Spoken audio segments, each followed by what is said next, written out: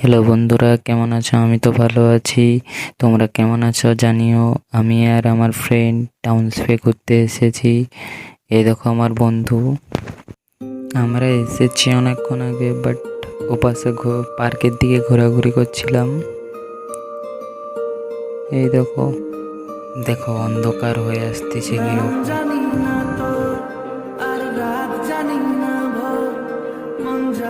भाई मेरा reaction check करो, रिएक्शन प्यारी समझ गई। औसम लेवल है रिएक्शन।